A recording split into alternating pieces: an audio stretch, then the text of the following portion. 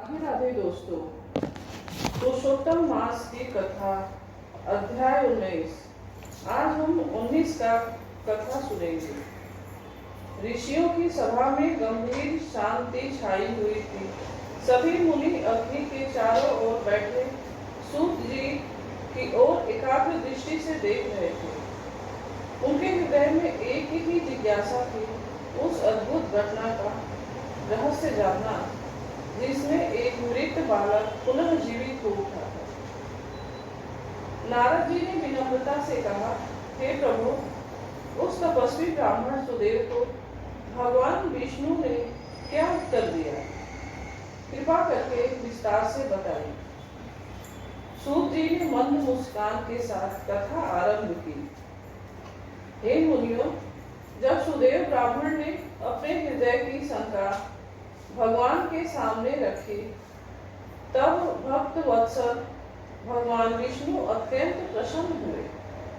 उनकी वाणी मेघ के समान गंभीर और अमृत के समान मधुर थी।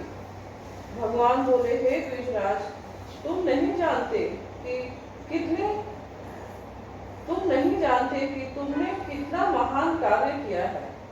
यह पुरुषोत्तम मास जो हमें अत्यंत प्रिय है, उसी का प्रभाव है।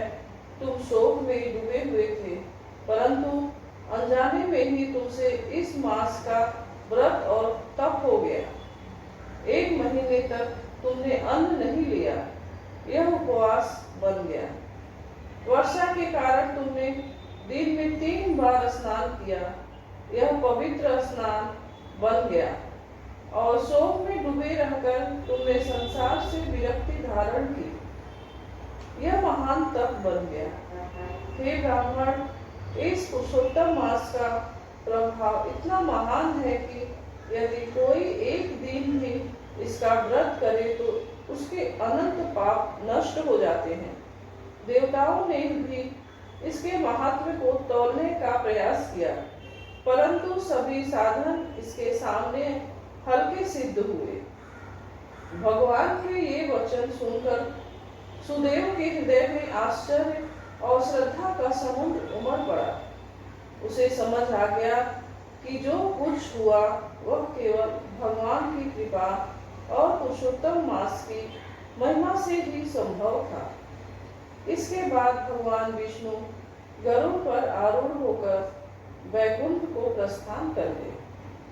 सुदेव ब्राह्मण और उसकी पत्नी गौतमी अपने पुत्र सुखदेव को पुनः जीवित देखकर अत्यंत आनंदित हुए। उनका घर जो शोक से भर गया था, अब हर्ष और कृतज्ञता से भर उठा। सुदेव ने मन ही मन सोचा, मैं तो अज्ञानवश इस मास का पालन कर बैठा और इसका इतना महान फल मिला। यह मास सचमुच अद्भुत है। तब से वह हर वर्ष श्रद्धा और भक्ति से पुरुषोत्तम मास का पालन करने लगा।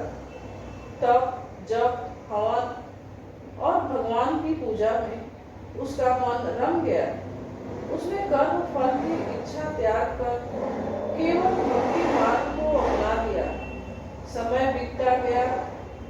सुदेव और गौतमी ने अपने पुत्र के साथ सुखपूर्वक जीवन व्यतीत किया।